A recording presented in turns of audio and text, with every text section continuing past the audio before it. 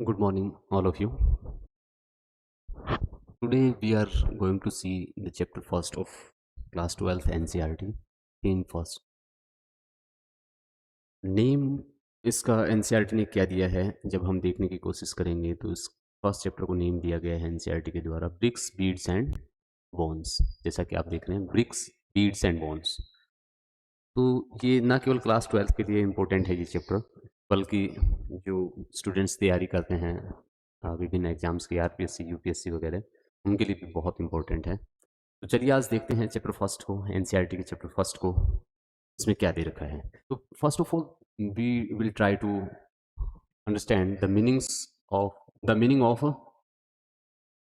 Chapter name. तो bricks beads and bones क्यों name दिया गया, इसको यदि हम समझने की कोशिश करें तो हम देखते हैं ब्रिक्स जो है बेटा बहुत इम्पोर्टेंट रोल प्ले कर रहा है कि आर्कियोलॉजिस्ट जो है इन्हीं के थ्रू जो है पूरा इंडस वैली सिविलाइजेशन या हड़प्पन सिविलाइजेशन को समझने की कोशिश कर रहे हैं।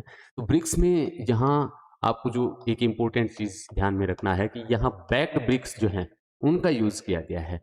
बैक्ड ब्रिक्स मीन्स ये पकी हुई ईंटों का यूज जो है यहाँ हड़प्पन सिविलाइजेशन में अपने को देखने को मिलता है।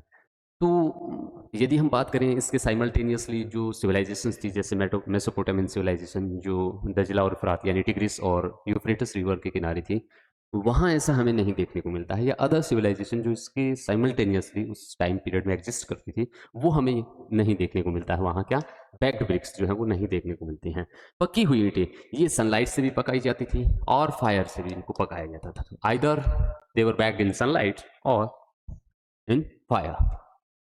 सेकंड जो थिंग है, हमारा नेम आया है बीड्स। तो बीड्स से भी आप याद रखेंगे, ध्यान रखेंगे बेटा क्या कि बीड्स जो है वो यूज में लिया गया है। यहाँ क्राफ्ट मेकिंग का काम जो है, क्राफ्ट का काम जो है वो बहुत ज़्यादा होता था।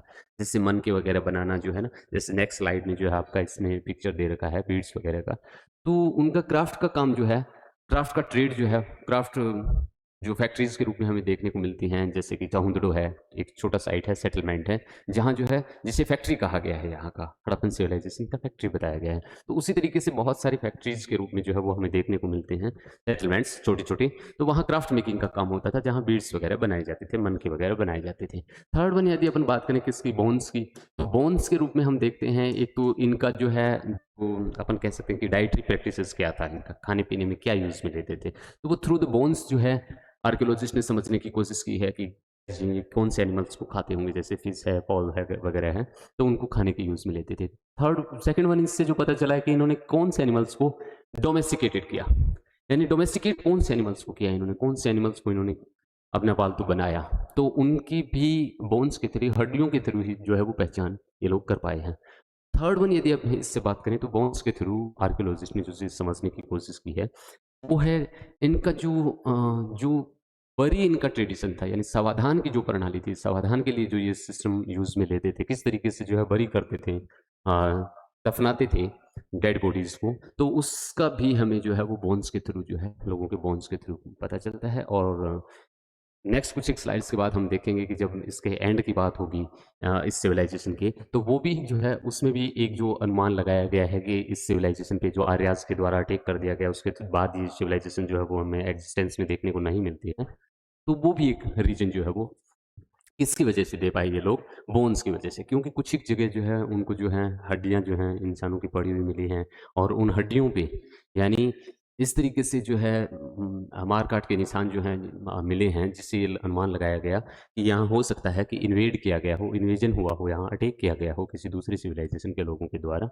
यानी जो सेंट्रल एशिया से आए आर्याज के द्वारा यहाँ अटैक किया गया हो। तो वो एक अनुमान जो है वो भी बोन्स की वजह से ही आर्कियोलॉजिस्ट लगा पाते हैं। तो ये आपने देखा कि नेम में भी, यानी चैप्टर के नेम से भी हम बहुत कुछ जो है समझने की कोशिश करते हैं कि हड़प्पन सिविलाइजेशन जो है उसको ये नेम जो है एनसीईआरटी ने क्यों दिया है, ब्रिक्स बीड्स एंड बोन्स। तो ब्रिक्स को तो आप याद रखेंगे पैक्ड ब्रिक्स से, बीड्स क्राफ्ट से याद रखेंगे, बोन से आप याद रखेंगे कि बहुत कुछ जो है यहाँ इससे समझने की कोशिश की है आर्कियोलॉजिस्ट ने। Then we start the chapter now, the Harappan seal. अब फर्स्ट लाइन जो है, फर्स्ट 3 और 4 लाइन्स जो हैं वो आपको जो इंडिकेशन देती हैं अबाउट द सील, यानी सील के बारे में यदि कोई क्वेश्चन आता है तो वो आपको 3 से 4 चीज़ें आपको नोट करनी चाहिए, जिनको मैं सर्कल कर रहा हूँ। जैसे हड़प्पन सील की जो बात हुई है is possibly the most distinctive artefact. एक तो ये बहुत ही ज्यादा डिस्टिंक्टिव आर्टिफैक्ट है। डिस्टिंक्टिव मीन्स इसका बहुत सहारा लिया है किसने? फेमस है ये। फेमस तो इसके पीछे एक स्टोरी है पूरा। तो किस वजह से फेमस है वो अपन हिस्ट्री में अभी इस चैप्टर में आगे देखेंगे। और डिस्टिंक्टिव आर्टिफैक्ट है, ये बहुत ही इंपॉर्टेंट आर्टिफैक्ट है क्योंकि इसके सहारे बहुत कुछ अनुमान जो है सिविलाइजेशन के बारे में या यहाँ सिविलाइजेशन का हिस्ट्री रिकंस्ट्रक्ट करने की कोशिश की गई है। तो हड़प्पन और Indus valley civilisation made of stone called steatite. ये किससे बना है? ये सील किससे बनाया जाता था? स्टेटाइट से, यानी सेल खड़ी से। सेल खड़ी से ये जो है सील बनाया जाता था स्टेटाइट से। और ये स्टेटाइट मैं आपको पहले ही बता दूं, ये स्टेटाइट यहाँ इनकी हड़प्पन सिविलाइजेशन के सेटलमेंट्स जहाँ थे, यानी बस्तियाँ जहाँ थी या टाउन्स जहाँ थे, वहाँ ये स्टेटाइट नहीं मिलता था।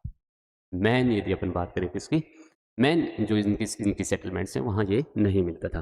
तो अपन इनको क्या करना पड़ता था? स्टेराइट को ये क्या करते थे? इंपोर्ट करते थे। तो सेल खड़ी से जो है ये सील जो है ये बनाई जाती थी, जिसपे होता क्या था? Like look like this seals like this one often contain animal motifs. और उस पे होता क्या था? एनिमल मोटिव्स होते थे, यानी उन पे जानवरों के जो है वो चिन्ह जो है वो बनाए गए हैं। एनिमल मोटिव्स जो है वो हमें देखने को मिलते हैं। एनिमल मोटिव, एनिमल पिक्स जो है, पिक्चर्स जो है वो बनाई गई एंड साइंस। और वो चिन्ह मिलते हैं from a script that remains undeciphered. और उस स्क्रिप्ट के वो चिन्ह मिलते हैं जो हमारे लिए अभी तक वो स्क्रिप्ट क्या है? अनडेसिफर्ड है। यानी अभी तक वो स्क्रिप्ट हमारे लिए क्या है बेटा? अनडेसिफर्ड है। मीन्स अभी तक स्क्रिप्ट को डेसिफर नहीं कर पाए हैं, ये है वो स्क्रिप्ट। पिक्चर्स के थ्रू या जो अदर लाइंस वगैरह हमें दिखाई दे रही हैं उनके थ्रू उन्होंने वो जो है स्क्रिप्ट जो है वो लिखने की कोशिश की है या हमें जो है, लेकिन वो हम क्या नहीं कर पाए हैं अभी तक, उसको डेसिफर नहीं कर पाए हैं। अभी हाल ही के रिसेंट के न्यूज़पेपर में ये हमें देखने को मिला कि साउथ की शायद आंध्र प्रदेश या तेलंगाना के सीएम ने जो है डिक्लेयर किया था इसके ऊपर एक अच्छा खासा प्राइज़, ताकि जो स्कॉलर इसको डेसिफर करता है उसको एक अच्छा खासा शायद 5 या 8 करोड़ करोड़ के आसपास, करोड़ के आसपास, तो वो उन्होंने प्राइस भी जो है डिक्लेयर किया था यदि इसको कोई डेसिफर करता है तो ये सारा कुछ सील के बारे में आपको समझ आ गया होगा मुझे लग रहा है।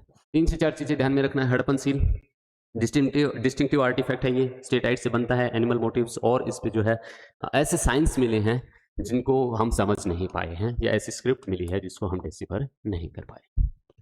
Yet we know a great deal about the lives of people who lived in the region from what they left behind। और हम उन लोगों के बारे में कैसे समझते हैं? जो कुछ भी वो पीछे छोड़ के गए हैं उससे हम उनके लाइफ को समझने की कोशिश करते हैं। जैसे कि क्या? Their houses, pots, ornaments, tools and seals. In other words from archaeological evidences, या फिर दूसरे शब्दों में हम कहें कि जो भी हमें आर्कियोलॉजिकल एविडेंसेस मिलते हैं उनसे हम ये समझने की कोशिश करते हैं, इसको समझने, पूरी सिविलाइजेशन को समझने की कोशिश करते हैं। Let us see what we know about the Harappan civilisation.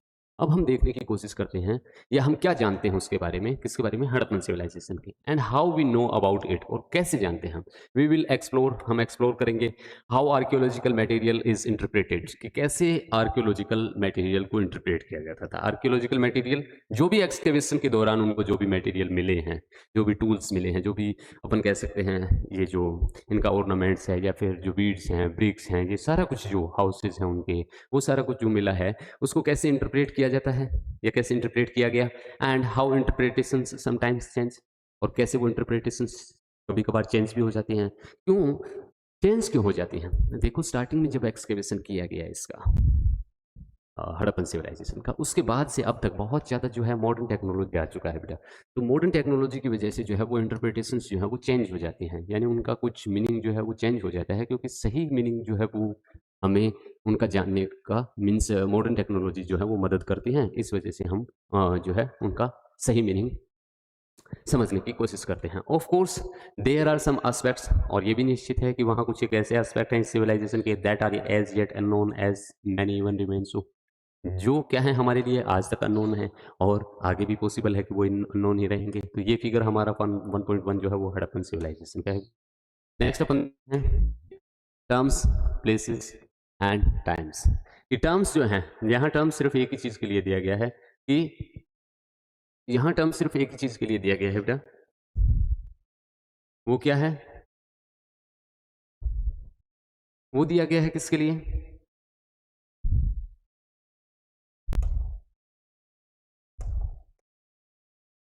उसके लिए दिया गया है हड़प्पन कल्चर के लिए। सॉरी, क्योंकि मेरा ये आपको पता ही है फर्स्ट क्लास है अपना, तो मुझे थोड़ा सा इसका डिजिटल बोर्ड का भी उतना एग्जैक्ट मीन्स उतना आता नहीं है ये। तो फर्स्ट जो टर्म जिसकी अपन बात कर रहे हैं, तो हिस्टोरियंस ने हड़प्पन कल्चर जो वर्ड यूज में लिया है, उसमें कल्चर के मायने क्या है इनके, यानी टर्म कल्चर का क्या मीनिंग निकालना चाहते हैं, ये क्या बताना चाहते हैं टर्म कल्चर से हमें। तो ये कहते हैं कि ये यूज में लिया गया इनके द्वारा, हिस्टोरियंस के द्वारा, for a group of objects के लिए। समझ रहे हो, कल्चर जो है वो एक ग्रुप ऑफ ऑब्जेक्ट्स के लिए यूज में लिया गया है, जो क्या है, डिस्टिंक्टिव है in style, that are usually found together within a specific geographical area, यानी वो एक स्पेसिफिक ज्योग्राफिकल एरिया में पाए जाते हैं, पाए गए हैं, एंड पीरियड, या पाए जाते हैं, एंड पीरियड ऑफ टाइम, एक स्पेसिफिक पीरियड ऑफ टाइम से जुड़े हुए हैं या रिलेटेड हैं, और एक ज्योग्राफिकल स्पेसिफिक ज्योग्राफिकल एरिया से बिलोंग करते हैं। तो ये चीजें जो हैं वो क्या कहलाएंगे, उसके उनके लिए कल्चर, यानी कल्चर जो है वो यूज में लिया गया है ग्रुप ऑफ ऑब्जेक्ट्स के लिए जो डिस्टिंक्टिव है इन स्टाइल में, अलग टाइप के हैं स्टाइल में, और usually found together within a specific geographical area and period of time.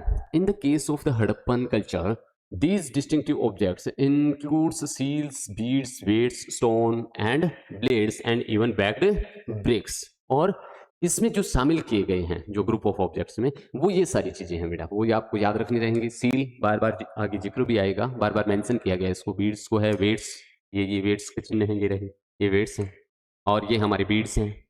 Then these are the blades, जो ये जो आपका जब क्रॉप वो है हार्वेस्ट करने के लिए काम में लेते थे, हो सकता है ये पॉसिबिलिटी है कि उनको उसको हार्वेस्ट करने के लिए स्टोन ब्लेड्स का यूज लेते होंगे, किसी चीज़ को काटने के लिए, छीलने के लिए, तो वो स्टोन ब्लेड यूज में आता होगा। ये ऑर्नामेंट्स के रूप में आते थे बेटा यूज में, और ये मेजरमेंट के लिए, वेट जो है वो मेजरमेंट के लिए यूज में आता था। तो लेकिन ये मिले कहाँ से हैं ये ऑब्जेक्ट्स, तो ये हम देखते हैं अफगानिस्तान, जम्मू और बलूचिस्तान, पाकिस्तान एंड गुजरात। ये आगे अपन मैप भी देखेंगे। Named after Harappa, the first site where the unique culture was discovered. और नेम क्यों दिया गया है इसको हड़प्पा, क्योंकि फर्स्ट टाइम जो है ये यूनिक कल्चर जो है वहीं डिस्कवर की गई थी, हड़प्पा नामक स्थल पर ही। The civilization is dated between 2600 and 1900 BC। तो आपको टाइम जो है फ्रेम वो याद रखना रहेगा इसका इन्होंने टाइम फ्रेम दिया है 2600 BCE टू 1900 BC दिया है, तो इसको आप याद रखेंगे। ये अपना जो टाइम पीरियड है इसको आपको बिल्कुल ध्यान में रखना है। एनसीईआरटी के हिसाब से ये टाइम पीरियड जो है, हालांकि बाद में आर्कियोलॉजिस्ट ने जो है कुछ एक आर्कियोलॉजिस्ट ने अलग अलग दिए हैं, लेकिन एनसीईआरटी जो है वो इसी टाइम फ्रेम को जो है एग्जैक्ट मानती है। Then we will see there were earlier and later cultures. अब इन्होंने जो एक्सप्लेन किया है इन 3 लाइन्स में वो मैं आपको बता देता हूँ। इन्होंने कहा है कि इससे पहले जो यहीं इसी एरिया में जो सेटलमेंट्स थी उनको कहा गया earlier Harappan culture. Are you getting my point? Earlier Harappan culture, इससे पहले यहाँ जो सेटलमेंट्स थी उनको नेम दिया गया है, और इसको स्पेसिफिक जो इस टाइम पीरियड के दौरान थी इसको नेम दिया गया है मैच्योर हड़प्पन कल्चर।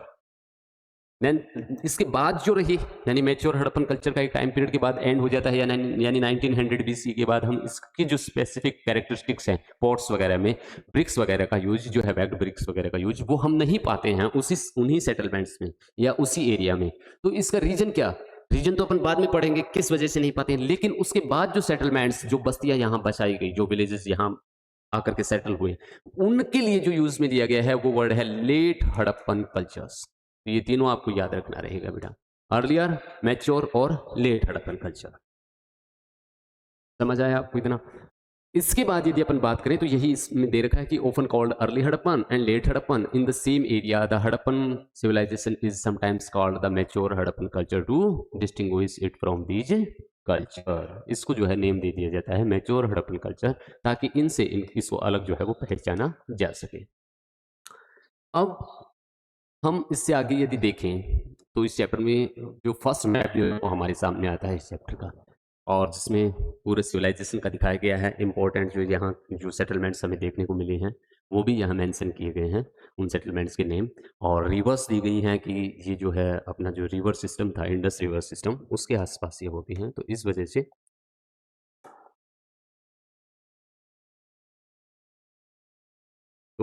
से क्या होगा, इसको अपन देखने की कोशिश करते हैं। देखिए, तो यहाँ जो है अपन देख रहे हैं ऊपर नॉर्थ में मांडा जो है ये J&K का है बेटा। मांडा जो है J&K में, जम्मू में जो हमें सेटलमेंट मिला है वो है मांडा, तो इसको आप याद रखोगे। और फिर ये रिवर सिस्टम अपन देख रहे हैं तो अपना झेलम है, चिनाब है, रावी है और सॉरी सतलज है।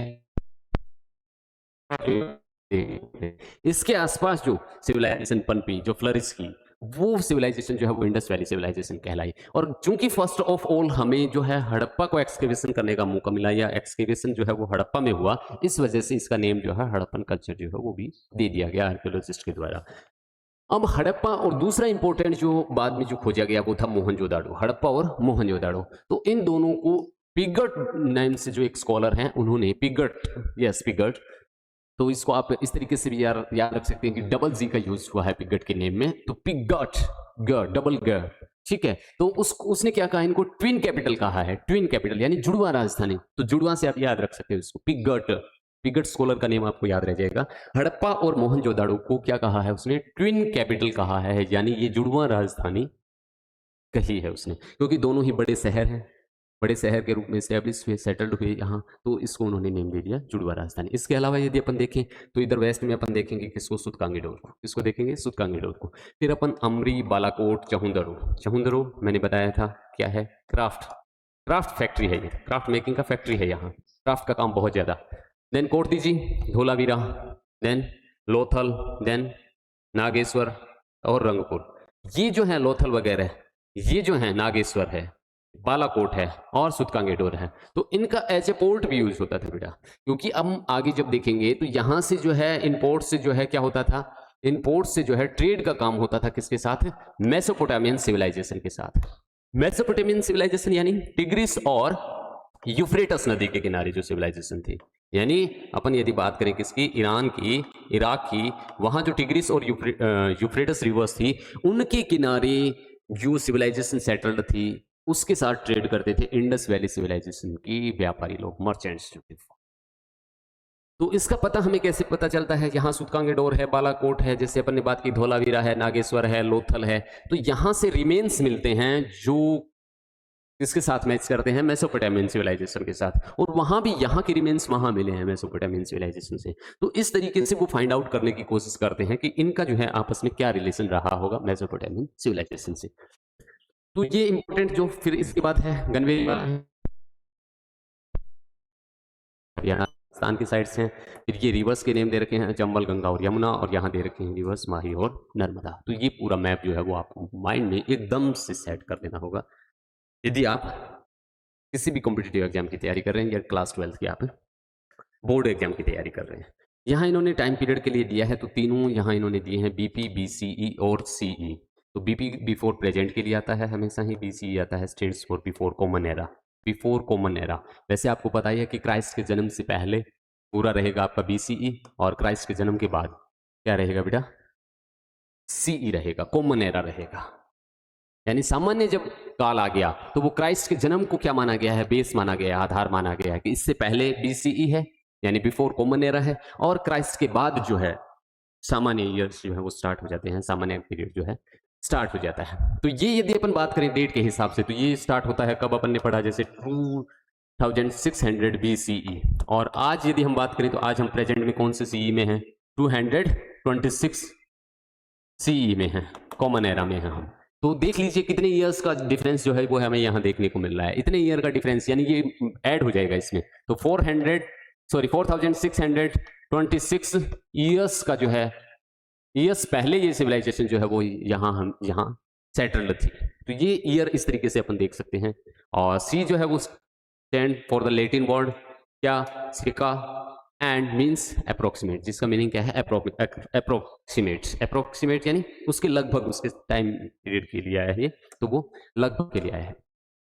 Now we will see beginnings, यानी अब हम स्टार्ट करेंगे क्या, बिगिनिंग्स में हम पहले देखते हैं कि वहाँ ये जो पूरा मैप अपन ने देखा है, यहाँ पहले जो है अर्ली हड़प्पन साइट्स जो है वो हमें देखने को मिलती हैं, या अर्ली हड़प्पन कल्चर जो है वो हमें देखने को मिलता है। उनका पोट्री वगैरह अलग है, और यदि अपन बात करें तो उनका पोट्री वगैरह डिस्टिंक्टिव पोट्री वहाँ हमें पाया गया है। मैच्योर हड़प्पन से पहले के जो साइट्स मिले हैं, जो सेटलमेंट्स एग्रीकल्चर हमें मिला है और पेस्टोरलिज्म के एविडेंस जो है वो भी हमें मिले हैं। पेस्टोरलिज्म आप समझ गए होंगे, पेस्टोरलिस्ट जो ट्राइब्स होती थी या जो लोग होते थे पेस्टोरलिस्ट, वो अपनी पशुओं को चराने के लिए ले जाते हैं खास के बड़े बड़े मैदानों में, तो वो पेस्टोरलिज्म होता है, यानी चरवाहे जो होते हैं वो अपने एनिमल्स को लेकर के जाते हैं, कैटल वगैरह को। एंड सम क्राफ्ट्स, और क्राफ्ट जो है वो भी हमें देखने को मिले हैं। अब मेन क्वेश्चन यदि हम बात करें, एक तो अपने को पता चल गया, एक तो उनकी पोट्री जो है वो डिफरेंट है, किनकी, अर्ली हड़प्पन साइट्स की जो मिली है वो। अर्ली हड़प्पन साइट्स में जो पोट्री मिला है, क्राफ्ट मिला है, और पोट्री जो है वो अलग है, ठीक है।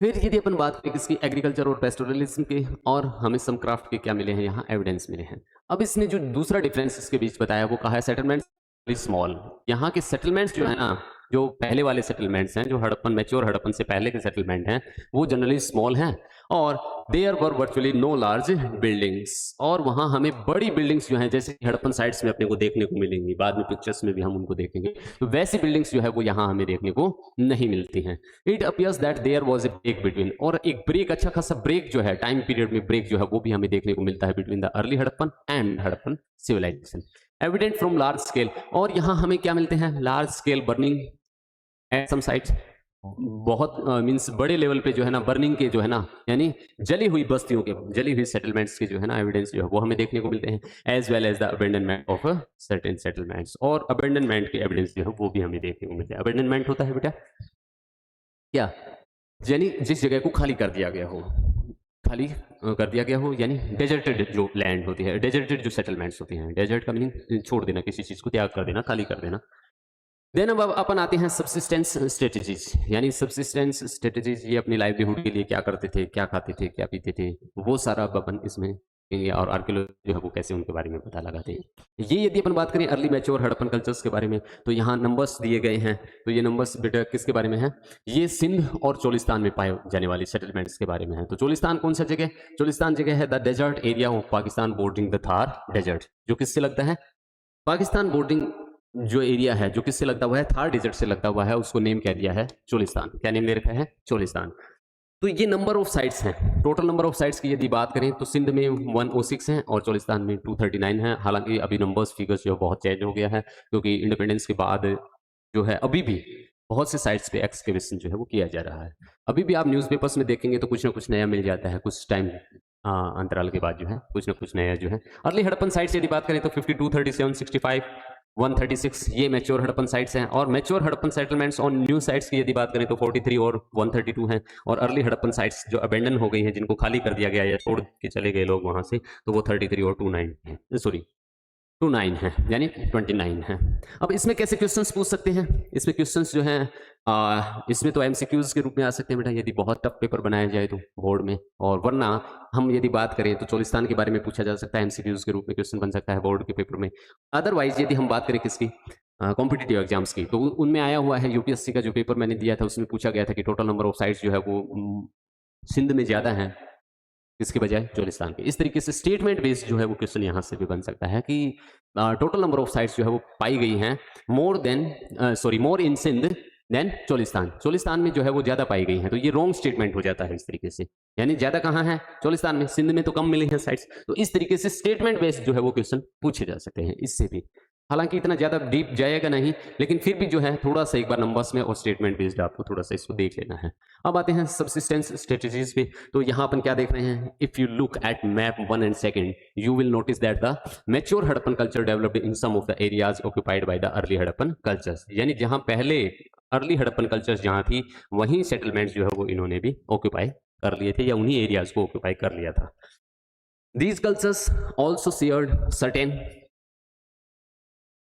Yes, these cultures also share certain common elements in cultures की, यानी अर्ली हड़प्पन कल्चर्स और ये जो मैच्योर हड़प्पन कल्चर है या हड़प्पन सिविलाइजेशन जो मैन हड़प्पन सिविलाइजेशन रहा है, इनमें जो है एलिमेंट्स भी जो है वो हमें शेयर होते हुए दिखाई देते हैं, इंक्लूडिंग सब्सिस्टेंस स्ट्रेटजीज भी शामिल हैं, यानी लोग जो है उन्हीं तरीकों को अपना खेती करने के लिए, एग्रीकल्चर के लिए, या फिर अपन बात करें खाने का है, हंटिंग का है, वो सारा कुछ जो है वो अपन देखेंगे। The Harappans ate a wide range of plant and animal products, Harappans जो है वो क्या करते थे, a wide range of plants और एनिमल प्रोडक्ट्स का यूज़ करते थे खाने में, इंक्लूडिंग फिश को मिला करके archaeologist have been able to reconstruct dietary practices, यानी जो आर्कियोलॉजिस्ट हैं वो इसमें कामयाब हुए हैं कि उन्होंने उनकी डाइटरी प्रैक्टिसेस को फाइंड आउट कर लिया है, या उसके बारे में इन्होंने उस हिस्ट्री को जो है रिकंस्ट्रक्ट कर लिया है कि उनकी डाइटरी प्रैक्टिसेस क्या थी, खाने में वो क्या चीज़ें लेते थे। From finds of charred grains, किसकी वजह से मिले हैं, तो चार्ड ग्रेन्स, यानी वहाँ पॉट वगैरह जो मिले हैं ना, उसमें जो है चार्ड ग्रेन के अवशेष जो है वो देखने को मिलते हैं। और दूसरा यदि अपन बात करें तो वहाँ सीड्स जो हैं वो भी मिले हैं। तो ये दोनों चीज़ें जो हैं वो उनको मिली हैं। इसके अलावा अपन ने फिश की बात की तो फिशेस के जो बोन्स हैं, बोन वगैरह वो जो है वो वहाँ देखने को मिलती हैं। इस तरीके से वो एबल हो पाए किसके लिए, रिकंस्ट्रक्टेड डाइटरी प्रैक्टिसेस। अब नेक्स्ट यदि अपन देखें तो नेक्स्ट इन्होंने दिया है क्या, दीज आर स्टडीड बाय आर्कियोबोटनिस्ट। अब इसमें थोड़ा सा बेटा आपको ध्यान रखना होगा कि आर्कियोबोटनिस्ट इसको इन्होंने किसको कहा है, तो वो एक्सप्लेन भी कर रखा है, who are specialist in ancient plant remains. जो एंशिएंट प्लांट के रिमेन्स अभी हमें देखने को मिलते हैं, अवशेष जो पुराने प्लांट्स के, उसकी स्टडी में जो स्पेशलिस्ट होता है उसको कहा गया है आर्कियोबोटनिस्ट। क्या कहा गया है, आर्कियोबोटनिस्ट। तो वो लोग जो हैं उन्होंने स्टडी किया है, वो जो अपने को चार्ट ग्रेन्स और जो अपने को सीड्स वगैरह मिले हैं ना, उनका अध्ययन जो है वो आर्कियोबोटनिस्ट के द्वारा किया गया है। फिर यदि अपन बात करें किसकी, ग्रेन्स की, ग्रेन्स कौन कौन से ग्रेन्स हमें मिले हैं, found at Harappan sites include wheat, barley, lentil, chickpea and sesame. तो ये जो ग्रेन्स जो हैं वो हमें देखने को मिलते हैं यहाँ हड़प्पन साइट्स पे। हड़प्पन साइट्स पे हमें जो ग्रेन्स देखने को मिले हैं वो नेम एक बार फिर से रिपीट कीजिए मेरे साथ, क्या क्या है, व्हीट है, बार्ले है, लेंटिल, चिकपी एंड सीसैम। इसके अलावा एक स्टेटमेंट जो और आपको याद रखना रहेगा वो है millets. Millets are found from sites in Gujarat. Millets जो है वो कहाँ से पाया गया है, गुजरात से जो है वो पाया गया है। तो इस चीज़ को आप ध्यान में रखोगे, मिलेट्स के अवशेष जो है वो कहाँ से मिले हमें, गुजरात से। मिलेट्स बाजरा की रिया है। Finds of rice are relatively rare, और राइस का जो फाइंडिंग है वो बहुत कम मिला है, बहुत ही कम जगहों पे या बहुत ही कम मिले हैं चावल के अवशेष। एनिमल बोन्स भी मिले हैं, तो animal bones found at Harappa sites include those of cattle, जिसमें कैटल हैं, सीप, गोट, बफेलो एंड पिग, यानी ये सारी जो हैं उसमें शामिल हैं। तो इनका याद रखोगे आप, गोट है, बफेलो है, पिग है, सीप, इनके अवशेष जो हैं या उनके बोन्स जो हैं वो हमें मिले हैं। इसमें क्वेश्चंस बहुत डीप यदि जाता है तो ये पूछा जा सकता है बेटा, एनिमल्स कैटल्स के नेम दे करके और इनसे बाहर नेम दे दिया जाएगा और वो स्टेटमेंट में डाल। स्टडीज डन बाय आर्कियोजोलॉजिस्ट, और ये स्टडी किया गया किसके द्वारा, आर्कियोजोलॉजिस्ट। ये भी वही बात हो गई कि आर्कियोजोलॉजिस्ट का मीनिंग क्या है सर, तो इसका मीनिंग है कि जो रिमेन्स किन के, एंशिएंट जो एनिमल्स हैं, कैटल्स हैं, उनका जो मिलता है उसके ऊपर जो स्पेशलिस्ट स्टडी करने वाले होते हैं, स्पेशलिस्ट होते हैं, उनको आर्कियोलॉजिस्ट कहा जाता है। और जो आर्कियोलॉजिस्ट भी इनको कहा गया, indicate that these animals were domesticated. उन्होंने बताया कि इन एनिमल्स को डोमेस्टिकेट कर लिया गया था उनके द्वारा, यानी हड़प्पन कल्चर के लोगों के द्वारा इनको क्या कर लिया गया था, डोमेस्टिकेट कर लिया गया था, पेट बना लिया गया था, यानी इनको घरेलू जानवरों की तरह वो काम में लेते थे। बोन्स ऑफ वाइल्ड स्पीसीज के भी बोन्स मिले हैं, सच एज बोर, जंगली सुअर है जैसे डियर है, एंड घड़ियाल है, and also are also found. We do not know whether the Harappans hunted these animals themselves और obtained meat from other hunting communities. ये हमें नहीं पता है कि इनके जो अवशेष जो हमें मिले हैं, बोन जो मिले हैं, तो उनको ये खुद हंट करने जाते थे ये हड़प्पन सिविलाइजेशन के लोग, या फिर इनको जो है वो किसी दूसरी हंटिंग कम्युनिटीज से ट्रेड के रूप में लेते थे। तो वो अभी तक जो है उसके बारे में आर्कियोलॉजिस्ट जो है वो कंफर्म नहीं है। और वहाँ किसके बोन पाए गए हैं, फिश एंड फॉल के जो हैं वो भी बोन हैं वो पाए गए हैं। अब आते हैं एग्रीकल्चरल टेक्नोलॉजीज क्या थी। तो एग्रीकल्चरल टेक्नोलॉजीज की यदि अपन बात करें, ये कुछ एक साइट्स जो हैं वो दे रखी हैं बेटा, जहाँ जो है एविडेंसेस जो है, रिमेन्स जो हैं वो हमें देखने को मिलते हैं। तो एग्रीकल्चरल टेक्नोलॉजीज की यदि अपन बात करें तो उसमें हम क्या देखेंगे, उसमें हम देखेंगे कि कौन सी टेक्नोलॉजीज का ये लोग यूज करते थे एग्रीकल्चर के लिए। देन इसमें अपन देखते हैं, while the prevalence agriculture is indicated by finds of grain, it is more difficult to reconstruct actual agricultural practices. हालांकि हमें ग्रेन्स वगैरह मिले हैं, अनाज वगैरह, दाने वगैरह मिले हैं, लेकिन ये रिकंस्ट्रक्ट करना थोड़ा सा मुश्किल है कि agricultural practices, actual agricultural practices कौन सी फॉलो की जाती थी वहाँ उस वक्त में। वर सीड्स, क्या सीड्स को ब्रॉडकास्ट किया जाता था, यानी स्केटर किया जाता था, यानी सिर्फ छिड़काव किया जाता था उसका ऑन प्लॉट लैंड्स पे, या फिर रिप्रेजेंटेशन, ये तो एक क्वेश्चन है उनके लिए, इसका कोई आंसर नहीं है उनके पास कि क्या सीड्स को ब्रॉडकास्ट किया जाता था सिर्फ, यानी स्केटर किया जाता था, सिर्फ उनका छिड़काव किया जाता था जो प्लॉड लैंड होती थी उसके ऊपर। Representations on seals and terracotta sculpture indicate that the bull was known, bull जो है वो उनके लिए नोन था, फेमिलियर था ये। And archaeologist extrapolate from this, इससे वो क्या अनुमान लगाते हैं, from this that oxen were used for ploughing, कि बैलों का प्लोइंग के लिए शायद यूज होता था, ये आर्कियोलॉजिस्ट के द्वारा एक्सट्रापोलेट किया गया है। Moreover terracotta models of the plough have been found at sites Cholistan and at Banawali. और इसके अलावा जो है मॉडल ऑफ प्लो जो है किसका, टेराकोटा से बना हुआ है, ये भी टेराकोटा का मिला है हमें, टेराकोटा बुल। और मॉडल ऑफ प्लो जो है, हल का जो मॉडल है वो भी टेराकोटा से बना हुआ हमें मिला है, कहाँ बेटा, चोलिस्तान में और बनवाली में। तो ये याद रखोगे आप, चोलिस्तान और बनवाली में।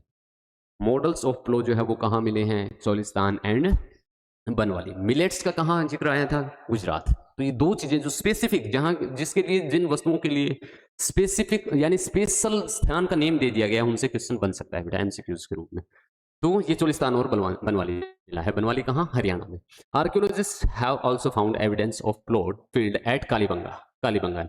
यहां से भी जो है उनको कालीबंगा से क्या मिला है, प्लॉट फील्ड के जो एविडेंस हैं वो मिले हैं। प्लॉट फील्ड के एविडेंस कहां से मिले हैं, कालीबंगा राजस्थान से। कहां से, कालीबंगा राजस्थान से। तो ये थर्ड स्टेटमेंट जो है, जो फैक्ट, एकदम फैक्ट के रूप यदि अपन बात करें तो वो जो है वो ये है। ये सेकंड वन था। और फर्स्ट वन था मिलेट्स, जो है वो कहां से मिले हैं, गुजरात से जो है वो मिले हैं, मिलेट के अवशेष associated with early Harappan levels. और लेकिन ये जो है ये किससे कनेक्टेड है, किससे बिलोंग करता है, किससे रिलेटेड है, तो वो अर्ली हड़प्पन लेवल यानी अर्ली हड़प्पन कल्चर से रिलेट करता है, जो कालीबंगा में जो प्लॉट फील्ड के क्या मिले हैं, अवशेष मिले हैं, एविडेंस मिले हैं, वो वाला।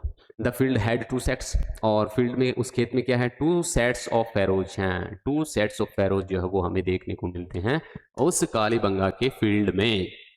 तो 2 सेट्स ऑफ फैरोज जो हैं at right angles to each other, suggesting that 2 different crops were grown together. और वो क्या सजेस्ट करते हैं कि 2 टाइप की फसल जो है ग्रो की जाती होगी यहाँ।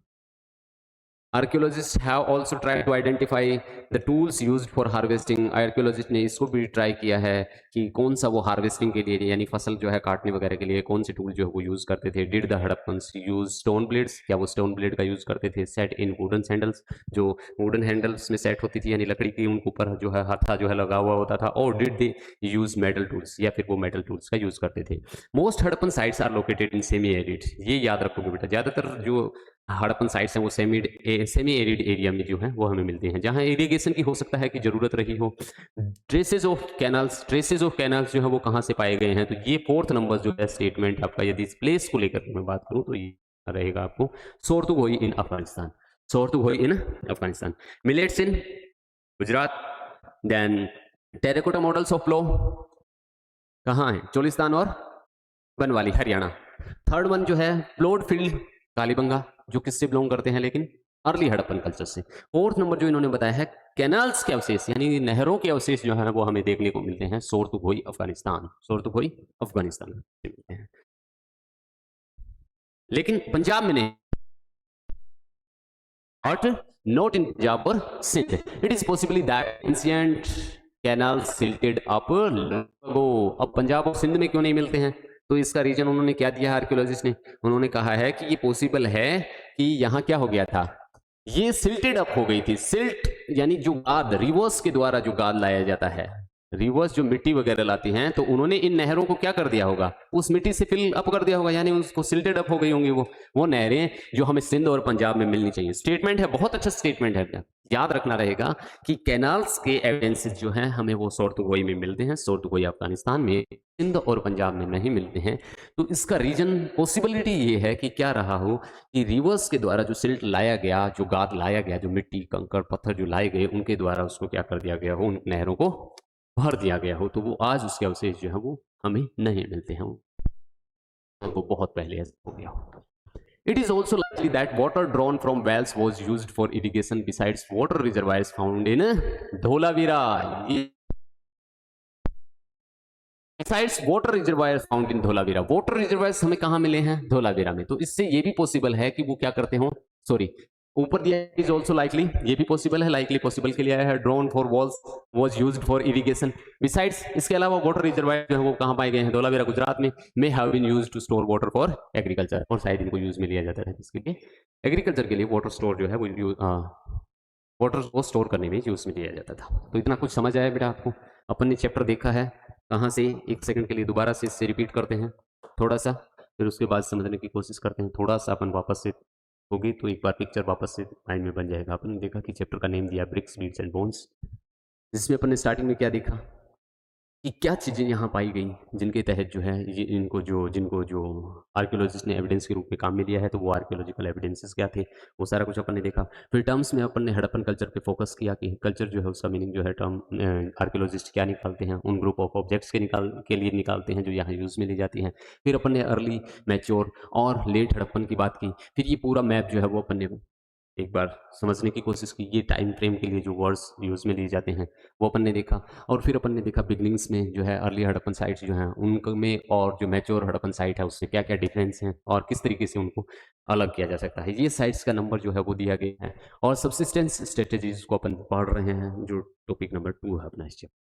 तो उसमें हमने समझने की कोशिश की कि कैसे ग्रेन्स और सीड्स जो हैं, चार्ट ग्रेन्स और सीड्स जो हैं उनके अवशेष जो हैं वो मिले हैं। फिर कौन कौन से ग्रेन जो हैं उनके अवशेष मिले हैं। फिर उसके अलावा जो है आर्कियोलॉजिस्ट ने अपना कैसे काम किया है, तो वो सारा कुछ। फिर 2.1 में अपन ने एग्रीकल्चरल टेक्नोलॉजीज को समझने की कोशिश की है, जिसमें बहुत सी जगह तो अभी जो बातें हैं वो सस्पेंस में ही। आर्कियोलॉजिस्ट बहुत सी बातों पे अपने आप को श्योर नहीं कर पा रहे हैं, और कि क्या तरीके वो अपनाते होंगे खेती करने के लिए, एग्रीकल्चर के लिए, और कौन से टूल्स का हार्वेस्टिंग के लिए यूज़ करते होंगे। तो वो सारा कुछ अपन ने देखा है।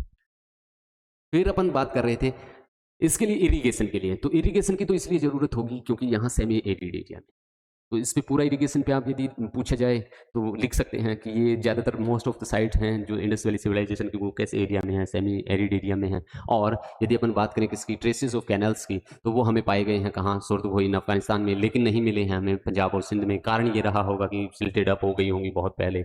और इसके अलावा यदि अपन बात करें वाटर जो है, पॉसिबिलिटी ये भी है कि वेल से निकाला जाता होगा, कुओं से निकाला जाता होगा और इरिगेशन किया जाता होगा। इसके अलावा धोलावीरा में क्या मिले हैं हमें? रिजर्वायर्स जो है वो मिले हैं जो एग्रीकल्चर के लिए वाटर को स्टोर करने के काम आते होंगे,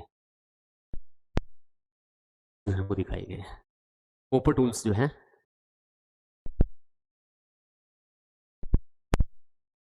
how artifacts are identified, artifacts को कैसे आइडेंटिफाई किया जाता है।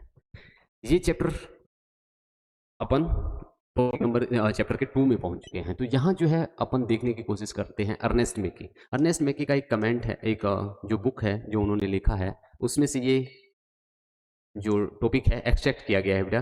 तो इस टॉपिक क्या लिखा गया है यहाँ देखने की कोशिश करते हैं। Processing of food required grinding equipment. ये देखिए ग्राइंडिंग इक्विपमेंट की बात हो रही है। अपन पूरा मान लो इस पैसेज को समझने की कोशिश करें तो ग्राइंडिंग इक्विपमेंट की बात हो रही है, as well as vessels for mixing और ब्लेंडिंग एंड कुकिंग। इन चीज़ों की ज़रूरत होती होगी किसके लिए? फूड, खाना बनाने के लिए, ठीक है, प्रोसेसिंग ऑफ फूड के लिए। These were made of stone. ये किससे बनाए गए थे? मेड ऑफ स्टोन, स्टोन से, मेटल से एंड टेराकोटा से। This is an excerpt. Excerpt होता है अंश, यानी एक पार्ट। ये एक पार्ट है किसका बेटा? किसका पार्ट है? एक्सेप्ट है, एक अंश लिया गया है from one of the earliest.